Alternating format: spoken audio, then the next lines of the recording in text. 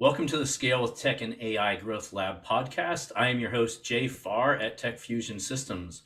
Our guest is Mike Schindler at the VUCA Principal. Mike, welcome to the podcast. Hey, thanks, Jay. I'm excited to be here. This is going to be Awesome. fun. Glad to have you. So, can you start us off and tell us what the VUCA Principal is? What is it all about?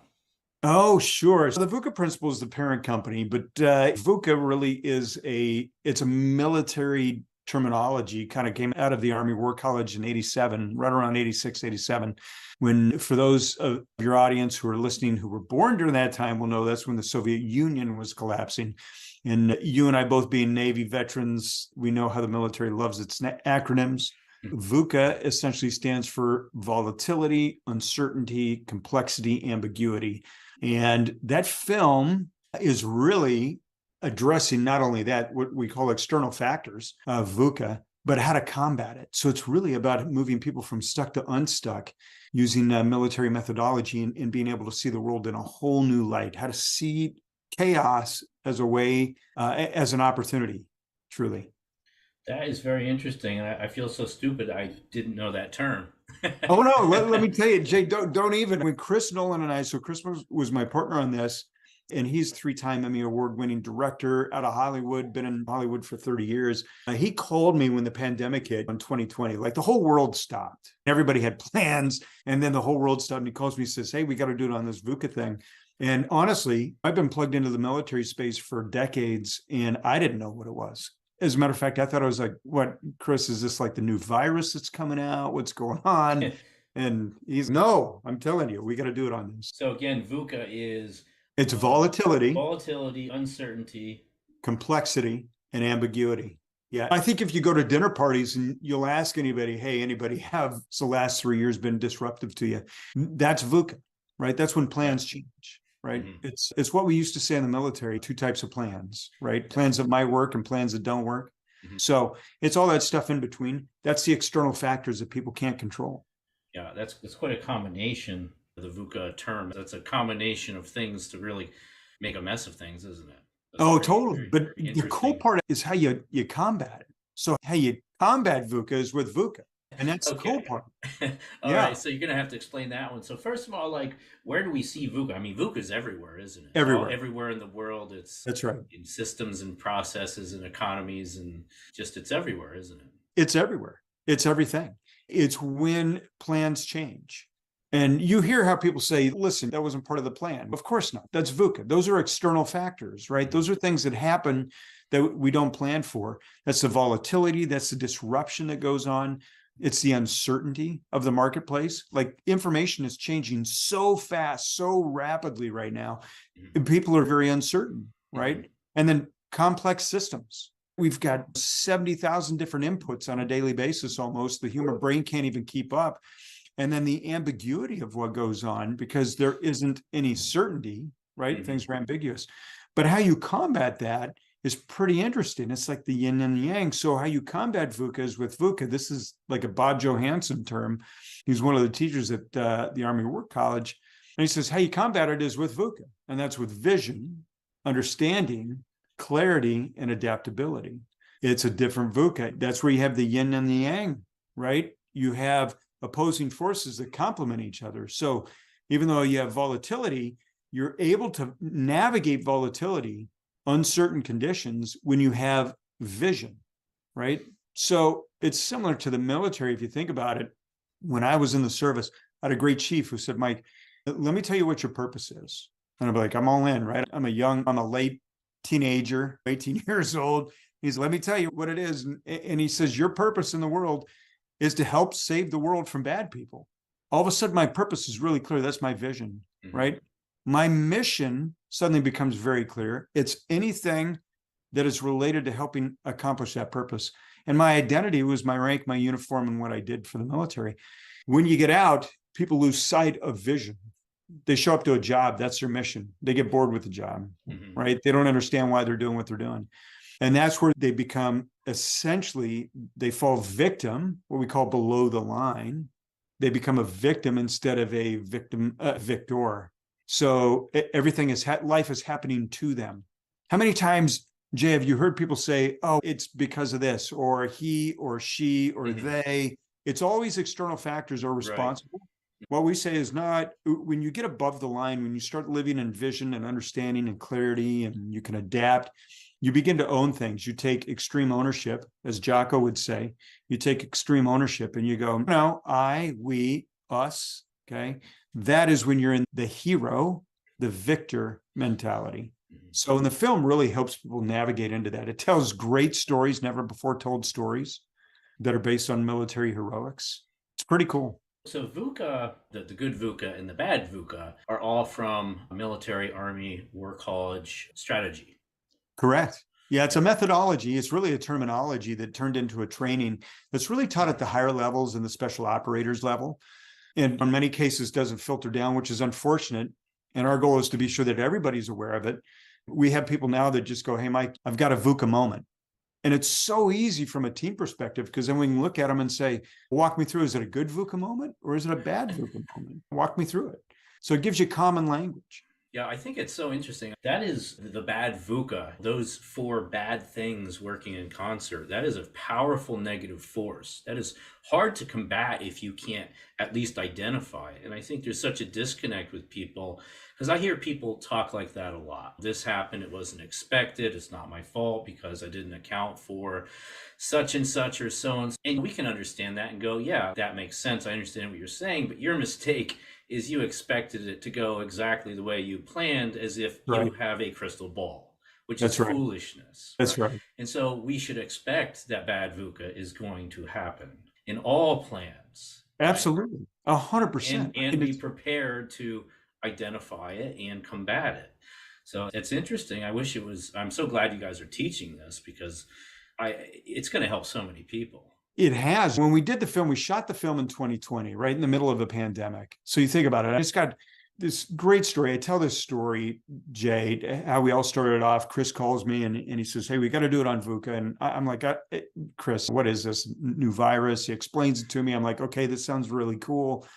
Countless hours of research, decades of research that has gone into this that we were able to pull from. And he says, hey, why don't you call up General Casey?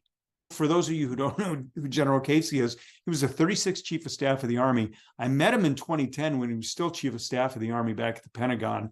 I was there for meetings, and I met him. And this is the highest ranking Army officer in the United States, let alone the world, right? Runs the most powerful Army in the world. And Chris says, hey, just call him. Just call this guy. And I'm like, Chris, right. He's going to pick up the phone. just send him a text message. Hey, buddy. Yeah. I'm going to call a 4-star general who happened to be the world's top leader and he said, yeah, you can do it. And so I did. But that's the thing about VUCA conditions, right? VUCA conditions, they create tremendous uncertainty and chaos, but at the same time, there's huge opportunity in it.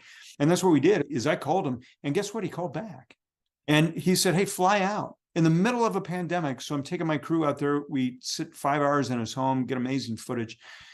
And we interview him, and that kicked off that film. And then we just went from, and that just lined up all our other guests, 17 of America's top thought leaders, best-selling authors, just amazing people like Blue Angels and extreme athletes and neuroscience experts and all this, and pulled it all together with the sole mission to do what you were saying, Jay, which is to help, like, get them out of the funk, get unstuck, get out of the mud. It's such an interesting, I have to ask you, like, I'm sorry, I forget his name, the man who decided to do this right at that time, like, why wait till then and why do it then? Because it was needed the most. What was his thinking or his process where he decided right then and there that this was the time? Oh, with Chris. So Chris Nolan, he's 3-time Emmy Award-winning director, producer out of Hollywood, because the conditions were perfect.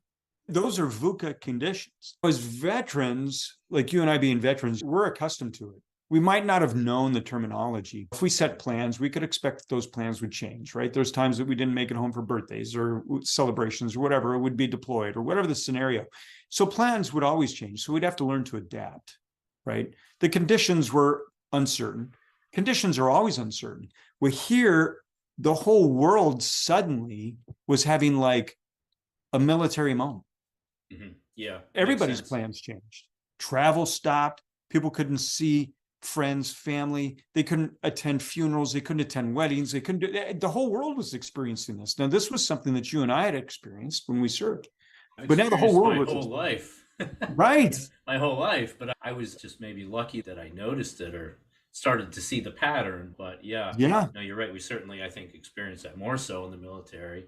Yeah. So he just said, hey, let's do it. And he had the foresight to say, hey, this is a perfect opportunity for us to bring light, tell the story of VUCA to the rest of the world. Mm-hmm. And these experts are sitting on the sidelines. They're not doing anything. Mm-hmm. Now, we could never have probably shot that film had it not been for those conditions, because to get those star experts into this film required them to have nothing else on their schedule. Right. That's crazy. Right? Yeah. Yeah. So we took advantage. How do you call that destiny or serendipitous, or is it just chance? I don't know. No, I think it's divine intervention. I think it's a story that needed to be told, and we stepped to the plate. That's my encouragement to your audience too, is sometimes they've got something that's just bubbling on the inside of them and they let it pass by. Right. And I have this belief that, hey, listen, if you've got that sense, take action on it, because if you don't, someone else will. If you don't do it, it'll still get done, but it'll be by somebody else. And you'll be sitting on your couch one day going, oh my God, that was my idea. Yeah, I should have, would have, could have. That's it. You know what? That could happen, but something even worse could happen. It could be something that could change the world, and now no one does it.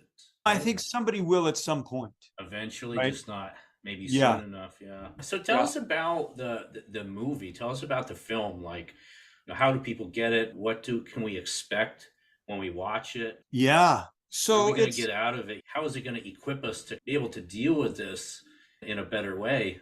It's really the hero's journey. So if your audience isn't familiar with the hero's journey, I'll brief them on that a little bit. If they are familiar with the hero's journey, they just don't know it's called that. If anybody has ever watched Star Wars, that's the hero's journey, right? And I'll walk your audience through it. You can find the film on Amazon. It's on Apple. If you just go to itsvuca.com, you can find out where it's playing. What they'll get from the film is they'll probably understand the film from a family perspective, because we actually use my family as the golden thread through it, as a family that was going through this experience of, oh my gosh, I didn't know that there was a galaxy under attack. Okay. This is Star Wars, right? Luke Skywalker doesn't know that he's just a farmer. And suddenly something traumatic happens and now he's aware. Most people today, Jay, are living unconscious, right? They're just showing up, punching a clock, going to bed, starting over the next day, right? Mm-hmm. They're living unconscious. So when things change, when traumatic events happen, they're suddenly become what we call conscious. That's what happened to Luke Skywalker. His aunt and uncle were killed. All of a sudden, he understood that there were evil forces in play. He became aware.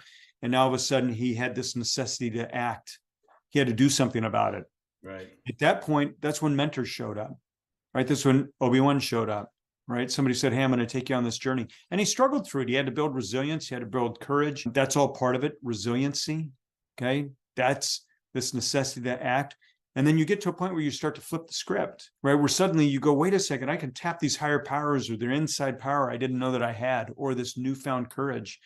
And that in Star Wars, right? Luke Skywalker going through this evolution of becoming a Jedi. And then you gain tremendous foresight and courage through this whole experience. When they watch the film, it's packed with stories of heroic events that actually tell the common story of people understanding how they navigated an extreme circumstance or situation. One of my favorite stories is the 9/11 story. I think most people are familiar with the movie Dunkirk. There was a boat lift of 300,000 soldiers out of World War II. But what a lot of people don't know is there was one man's decision that helped transport over 500,000 men and women and children off of Lower Manhattan Island after 9/11 in 9 hours. Dunkirk was 300,000 over 9 days. One man's decision led to 500,000, 500,000 people being transported off Lower Manhattan after 9/11 in 9 hours. And we tell that story with footage that's never been before seen. We tell the Black Hawk Down story from General Boykin, who was there, and what that extreme condition was. And we tell that story so that people are equipped with, wow, I feel that, I understand it. And we give you a way to navigate an experience or circumstance that you may be going through. In some ways, the film's a bit of a teaser originally we were just going to produce the film. And then people were like, hey, we need practical, tactical application. How do I apply this? And from that evolved the international training company that we now have, the VUCA principle, that trains leaders internationally on these principles. And people can do self-guided if they want for a lot less than what we charge to do it live. Yeah, that's amazing that you opened it Yeah. up. First of all, I'm on Amazon Prime. You can get it's VUCA, The Secret to Living in the 21st Century. I think it's so interesting, and everyone should watch this because I think it's very common in life to have some experience where you feel helpless, you feel out of control. There's so much confusion and chaos, and so you don't even really, sometimes it's very unclear as to what you even need to do to remedy that situation or to navigate through it. And so it's such an interesting film that you've laid out these practical stories and examples to kind of showcase that and open people up to understanding a better way of doing that. Tell us a little bit about the training. So once they watch the film and they're like, I've got to know more because that's what's going to happen when I watch it. I'm like, I'm going to have to go through the training now because it's too good. But you got me hooked. How do I tell us about the training? Tell us about the coaching and also the self-serve. Yeah. So the self-serve, like it's VUCAmax.com. If people just want to watch segments of the video and then do the training course on their own, they can do that. They've got to be motivated to do it, right? You really got to pay attention. You can complete that probably in a week. When we do the cohort training, essentially what we do is it's with cohorts. It's over 8 weeks where we work with individuals 8 weeks over an 8-week period. And then for an additional 10 months, once a month. So the first eight weeks is once a week for 8 weeks. It's pretty intensive. And then we go into monthly cohorts after that to even get the tools and the mindset and the methodology more ingrained. And that runs $5,000 per person. It's the total tuition for the year is $36,000 with all the tools and resources and training and people involved. But we tuition that. We essentially scholarship so people can get involved in that for $5,000 for the year. Wow. That's it's really good. That's a very reasonable price. It's a very reasonable price for that amount of value. And the self-serve, it's VUCAmax.com. You have the self-serve, which is very inexpensive. I don't know if you want to share that or not, up to you. I think it usually that runs 900, a little over 900, like 997. I think it's 50% off right now for the first 20 people that register on that. And I can't ever promise this, but sometimes those who take the self-guided, I'll reach out to them personally, or Chris will reach out to them personally and just say hi and congratulate them and answer any questions that they may have. And it's a bit of a shocker for people when we do that. I never promise it because we both have pretty heavy travel schedules and we're working on a new series called The Rise of Humanness in the Age of AI, which is about the future of life, work, and relationships in the 21st century. It's pretty in-depth. I'm interested to hear what that project is about and how it's going. It's interesting that, so like your high ticket program, I'm guessing it's targeted towards execs and entrepreneurs and a lot of professional people who don't mind spending the $5,000. Although I'm a big proponent in investing in yourself and especially in education. I would encourage anyone to do that if you feel stuck and you don't know what to do and you need to figure things out. That's a very cheap price tag, in my opinion. It took me many years to do it on my own. And if I go back and pay the tuition and go through your course, I would. But it's very interesting, and I'm so glad that you opened it up at an affordable option for individuals who don't have that kind of capital to invest. They can still get the training and still benefit from it. I really appreciate that you guys did that. Yeah. Again, for Chris and I, it wasn't so much about the money. It was really about getting people to understand how to move, honestly, from stuck to unstuck, right? When you look at the mental health crisis in America, it's because people lose sight of where they're going, right? When you're around people who are supportive, you've got that community around you and you've got a clear sense of where you're going. And I want to be clear on this. And I say this often, I say, people always have a choice. And they say, yeah, but I didn't get on the airplane and choose to have it hijacked. I'm not saying that. You don't always get to pick the circumstance, right? Those are uncontrollable. So those are VUCA conditions. You can't pick those, choose those. You don't even know when they're going to happen. But you always have a choice in how you operate. And what Chris and I said is, people are dealing with mental health issues. We don't want finances to be a barrier, but we can't give it away because there's this thing in our minds that if it's free, it probably doesn't have value. That's absolutely true.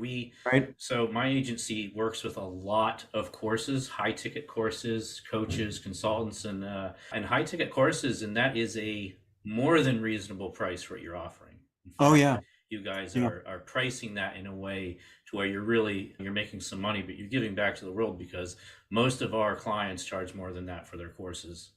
Oh, yeah, I'm sure they do. Yeah. And here we have a full feature film that it's got some of the world's top leaders in it. For us, it was about giving back. And it really is. We have this 100 million person goal. And some people say, man, that's a big stretch. But that's our moonshot, is 100 million people. And we always said, listen, if we can make $1 for every life we impact, then we'll get to our goal. Yeah. So what do we want that to be? 100 million. Yeah.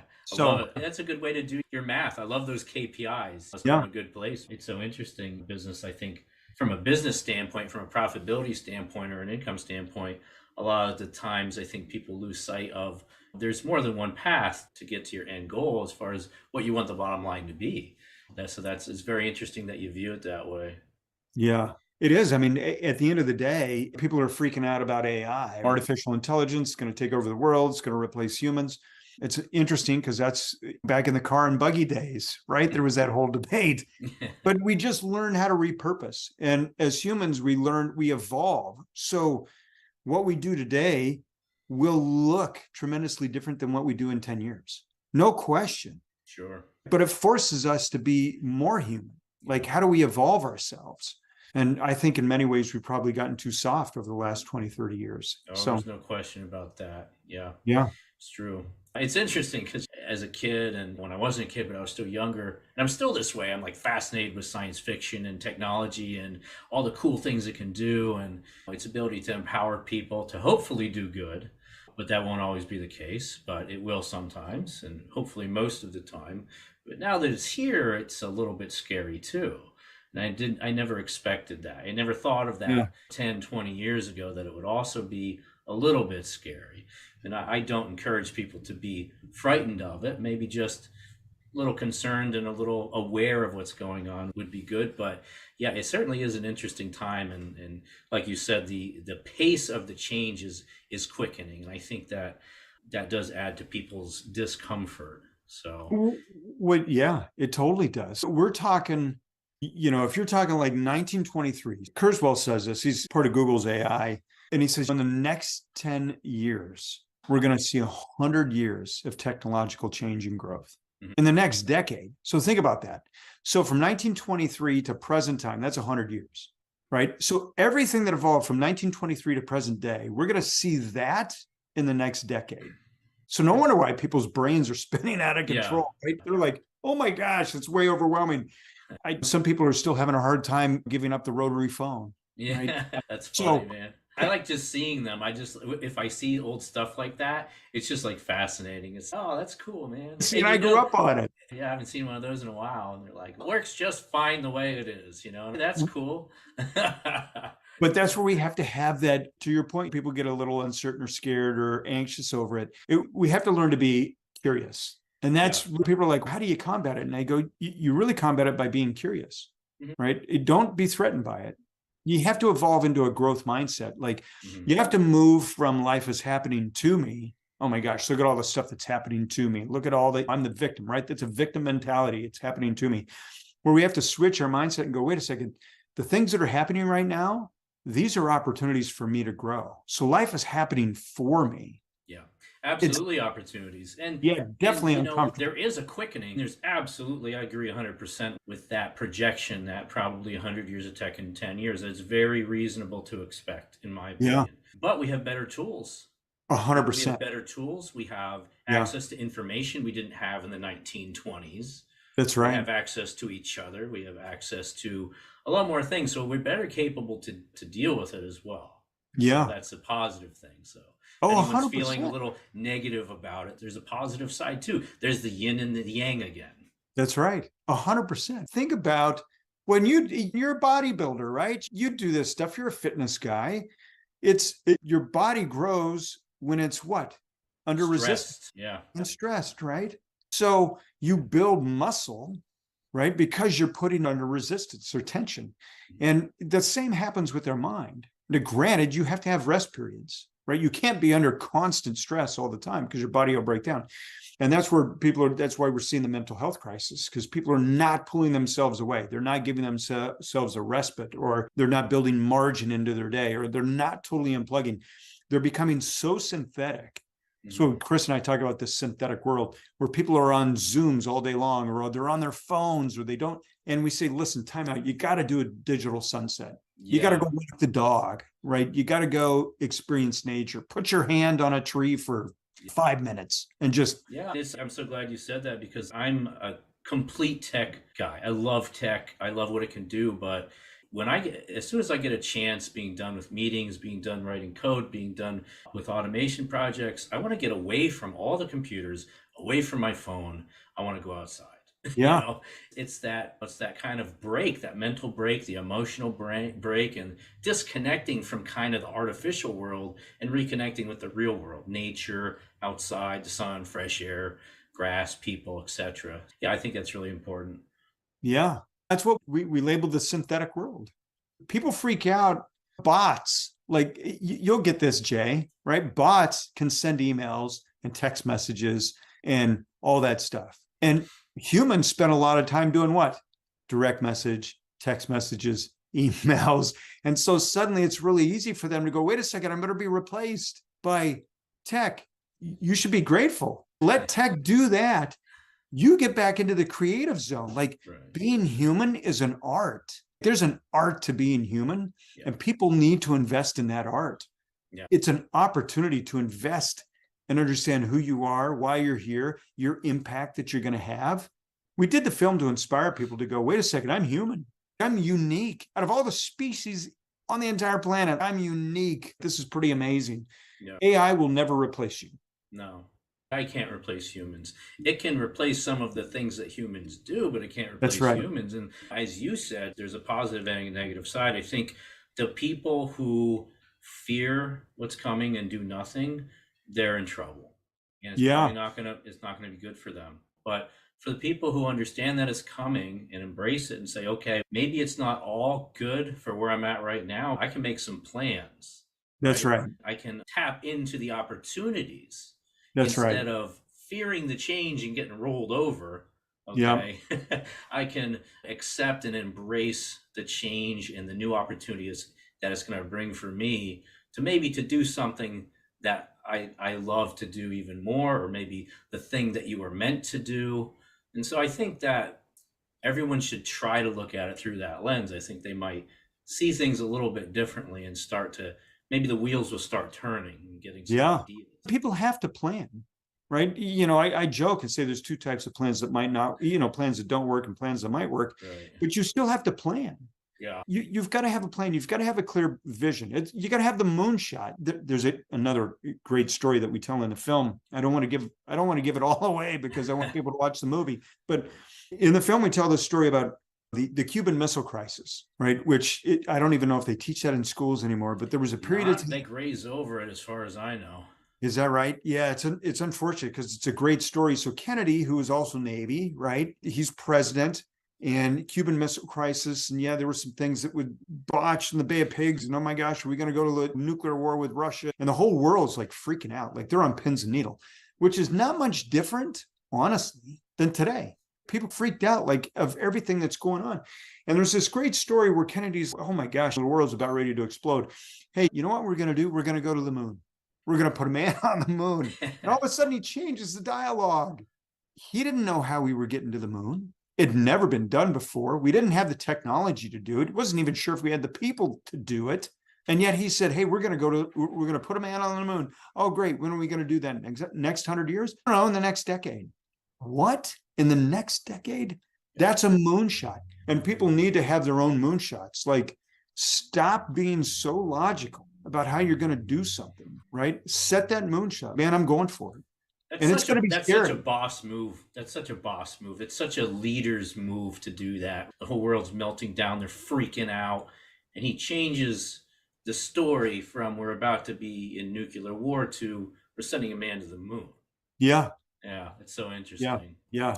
There's so many great stories out of that. There's another segment where Kennedy's touring NASA and he sees a guy over there sweeping the floors, right? And he pulls away from the entourage and he goes over and he says, "Hey, what's your job here at NASA?" And this is a display of true leadership. The man doesn't say, "Hey, Mr. President, my job here at NASA is to sweep the floors." He says, "Mr. President, my job here at NASA is to help put a man on the moon." See, that's leadership. Right. That's how you inspire people who are going back to work, this whole return to work culture, or this whole office shock thing that's going on for a lot of people that are going back now. I can do what I do at home. Well, you can't, because you're living in a synthetic world at that point. And the good companies are now getting their companies to understand, hey, this is our purpose in the world. This is what we do to put a man on the moon, right? I'm using that as an analogy, but that's leadership. And too many people today, too many leaders today are trying to solve 21st century problems with 20th century thinking. And they've got to break that cycle. Yeah, I see that too. Yeah. No, it's so many good analogies and case studies from throughout history that you guys put into that. So that's really neat stuff. Do you want to tell us anything about, what is it, the book or the new program? Or well, the program is based off the film, and I encourage people to check that out. They can go to itsvucamax.com or itsvuca.com. They can even set up an appointment with one of us. I was mentioning the new program or the new film that you have coming. Oh, yeah. It's not a film yet. It's called The Rise of Humanness in the Age of AI. It's the new book that'll be released in October of 2023 this year. That was an undertaking in and of itself, too, because we had written the original book after the film, and then the whole world changed once again because ChatGPT went from 1.0 to 4.0. And by the time the book's released, who knows, it might be 6.0 by the time it releases. Yeah. But it's moving so quickly that we had to update it. And that really is talking about not only the humanity and what we bring to the world as humans, but how to cultivate that humanness part of you. So it's a very practical book. So when you get the book, it's filled with tools that will help you bring your humanness to the center. It sounds like a follow-up from VUCA. It really is. It really is based off of VUCA. But it's really focusing on the human aspect of VUCA. Awesome. I can't wait for that to come out. Where is there? That'll be on Amazon. Okay, it's going to just be on Amazon. There's no. Yeah, that'll be on Amazon. People can pre-order it now, but it'll be on Amazon. I'm hoping. We've had some publishing issues. That's, again, VUCA. Well, we just we just chalk it up. Oh, it's VUCA. So you adapt and you keep going. But that'll be out and we'll release. It'll be a big release statement when we kick it out. Yeah, we keep talking about planning and two types of plans, the ones that work and the ones that don't work. I think if you have a plan and it doesn't work, that's still better than not having a plan.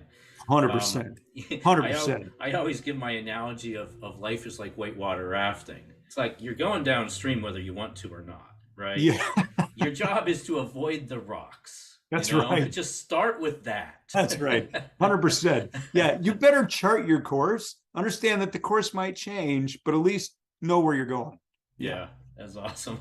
What kind of practical advice, one of my last questions here for you, what piece of advice would you give to people that haven't seen VUCA yet, not familiar with it, maybe they're feeling stuck, maybe helpless, out of control, they're not sure what to do?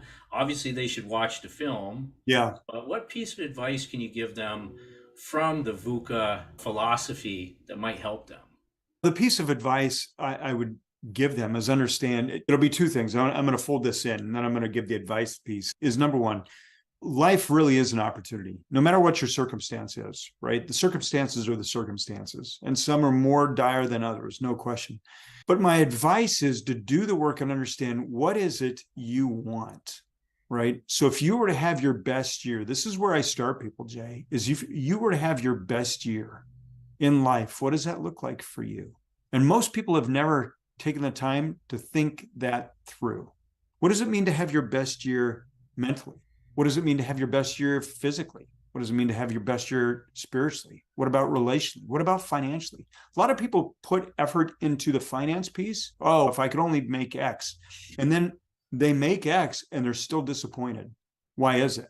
Because they didn't take into account the three other factors that are really important: your mental state, your physical state, and your spiritual state, right? The piece of advice that I have for people really is to understand what their best year looks like in 5 different areas. Like if you understand what that looks like from a mental standpoint, from a physical standpoint, a spiritual standpoint, if you can say, this is what my best year looks like physically, it's what it looks like mentally, what it looks like spiritually, relationally, financially. Once that's locked down, it's interesting to see how the world becomes really clear. You see the world in a whole nother light, and you're able to make decisions with more clarity because now things become in an alignment. Where people get out of alignment is they're so focused on finances that they sacrifice their bodies and they don't understand why they're miserable. Exactly. And Tony Robbins talks about that a lot too. And yeah, you're right. People, I think, forget that there's other areas of your life that you have to get into check too. Yeah, Yeah, it's a 100%. good reminder. We all need a reminder once in a while. Yeah, 100%. Perfect. That's my bit of advice for you. That is And good. check out the film. It's VUCA Max. Great program for people to get involved in. It's VUCA.com. They can see the trailer there and they can reach out to us there too, Jay. Awesome. Thanks so much. It was great having you on the podcast. And I encourage everyone to check out the film, watch it on Amazon. And I think you're going to learn a lot from it, honestly. So, Oh, yeah. Listen, I watch it. Listen, I yeah. co-wrote it. I produced it. I'm Yeah. in it and I still watch it. Not because I like watching myself. It's because there's so many great thought leaders in that film that based on the scenario or the situation, the circumstance I'm going through, I learn from them every time. And all of a sudden I'll have an aha moment. Oh my gosh, what a great reminder. Yeah. And I Right? love films because it gives you the visual part of learning as well. That's right. That's right. It's 100%. very effective. Yeah. Awesome. Mike, thanks very much for being on the podcast. It was great having you. Thanks, Jay.